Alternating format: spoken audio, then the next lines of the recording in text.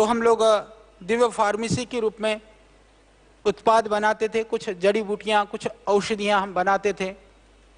औषधियाँ बनाने के बाद में लोगों को देते थे।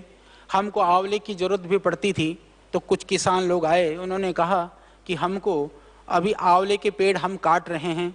क्यों काट रहे हैं? क्योंकि बोले आज से 15 साल पहले भी उस आंवले का रेट वही 3 रुपये किलो था और अभी भी 15-20 साल में 3 रुपये किलो है।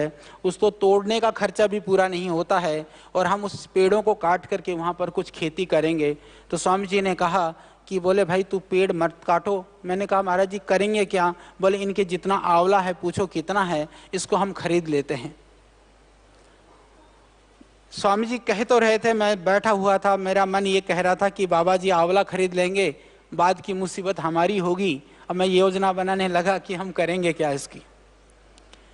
तो स्वामी जी ने कहा बताओ कितना आंवला होगा।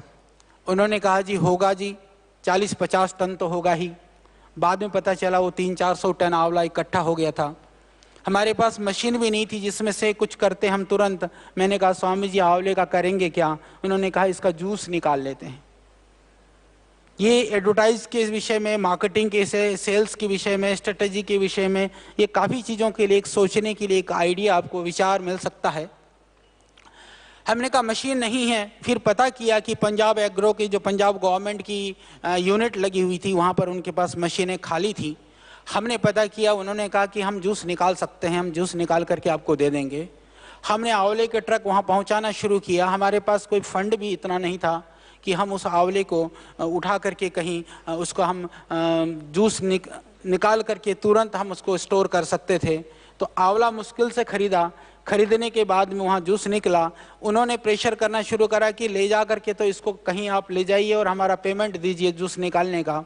मैं आपसे निवेदन करना चाहता हूँ, वहाँ पर हमने कभी स्टडी नहीं की थी कि आंवले का जूस, मेरे को भी भरोसा नहीं था कि यह देश आंवले का जूस पिएगा, पर मुझे विश्वास था आंवले में बहुत वह गुणकारी है। आयुर्वेद के अंदर उसको रसायन कहा गया है, वो बहुत सारे गुणों से परिपूर्ण है। श्रद्धेय स्वामी जी ने शिविरों में अपने योग शिविर के माध्यम से इस बात को प्रचारित करना शुरू किया कि आंवले का जूस पियोगे तुम्हारा पेट ठीक रहेगा, कॉन्स्टिपेशन ठीक होगा, एसिडिटी ठीक होगी, तुम्हारी आईसाइट ठीक रहेंगे, तुम्हारा चेहरे पर ग्लो होगा, बाल केस झड़ने से रुक जाएंगे। ये आंवले के सहज और स्वाभाविक गुण हैं जो आयुर्वेद के ग्रंथों में प्राचीन काल से ही लिखे हुए हैं और प्रामाणिक हैं। जो प्रयोग करते हैं वो सब जानते हैं। और ट्रेडिशनली भी हमारे यहाँ इस तरह से आंवले का अचार, मुरब्बा, चटनी और च्यवनप्राश आदि तो प्रयोग करते ही थे। उस समय पर जब ये प्रचारित करना शुरू किया, मैं आपको बताना चाहता हूँ कि वह आंवले का जूस अगले सीजन आने से पहले पहले सारा खत्म हो गया। यह एक उदाहरण है बताने के लिए कि हम सोचें कि जो पहले मार्केट में है उस मार्केट में हम एक नया प्रोडक्ट हम भी अपने ब्रांड से बेचें, ज़रूरी नहीं है। हम ये करें, यह भी ज़रूरी नहीं है कि जो गुणकारी चीज़ हैं।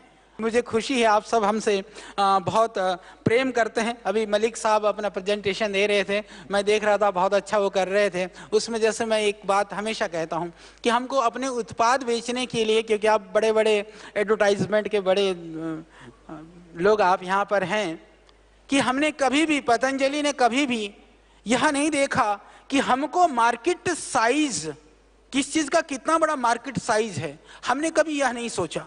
हमारी उत्पत्ति वहाँ से हुई, एक फार्मर, एक किसान आ रहा है, उसके जीवन निर्वहन के लिए वो परेशानी भी है, मुसीबत में है, उसके सामने कोई ऐसी चीज़ है जो लाभकारी तो है पर लोगों तक वो पहुँचा नहीं पा रहा है। तो हमने यह जिम्मेदारी ली कि किसान को अपने उत्पाद का पूरा मूल्य मिल जाए और लोगों को सेहत मिले और हम मध्यस्थता, मीडिएटर बन करके उस चीज़ को लोगों तक पहुँचा सके। यही पतंजलि की उत्पत्ति की कहानी है और इसीलिए एक नई चीज खड़ा हुई। और आज मुझे कहते हुए खुशी है, मैं जैसे आंवले का उदाहरण मैं दे रहा हूं कि आज 20 कंपनियां आंवले का जूस बना करके लोगों को पिला रही है। सभी चीज हम नहीं कर सकते, हम एक नई परंपरा शुरू कर सकते हैं। मैं आपको कहना चाहता हूं, महात्मा गांधी जी ने स्वदेशी का शंखनाद किया, उन्होंने खादी वस्त्रों को प्रचारित किया, पर महात्मा गांधी जी ने सारे देश को खादी के कपड़े नहीं पहनाए। यदि हम उस परंपरा का कहीं संवाहक बन सकते हैं, किसी नई सही परंपरा का यदि हम कहीं प्रारंभ कर सकते हैं, तो हमको अविलंब कर लेना चाहिए। उसके लिए रिस्क भी उठाना पड़े, बाकी रिस्क से तो वो अच्छा है, क्योंकि उससे तो देश का निर्माण होगा, उसमें कोई संशय नहीं है।